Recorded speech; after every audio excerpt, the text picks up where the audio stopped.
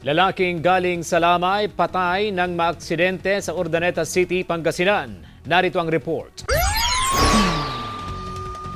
Kalilibing lang kahapon ang kapatid ni Aling Maria Bergado matapos bawian ng buhay dahil sa matinding karamdaman. Hindi pa man sila nakaka-recover, panibagong dagok ang dumating matapos mamatay ang kanyang anak ng maaksidente sa Barangay Dilan, Paurido, Urdaneta City.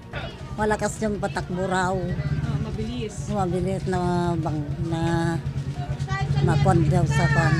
Galing sa Lamay ang kanyang anak na nakilalang si Larry Bergado nang mawalan umano ng kontrol sa motorsiklo. Siya ang kasama ko sa bahay, kaming dalawa lang sa bahay. Siya ang tagaluto kasi ako, pag dumating na nagpasada, siya pang magluluto.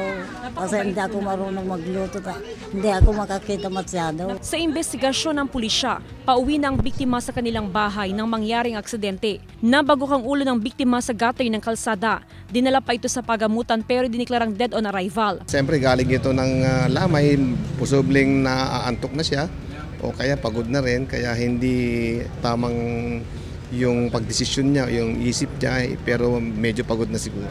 Patuloy ang pala ng otoridad sa mga motorista na magdoble ingat sa pagmamaneho para makaiwas sa aksidente. Kasama si Henry Duminsil, ako si Jasmine Gabriel Galban, naghahatid ng Balitang Amyanan.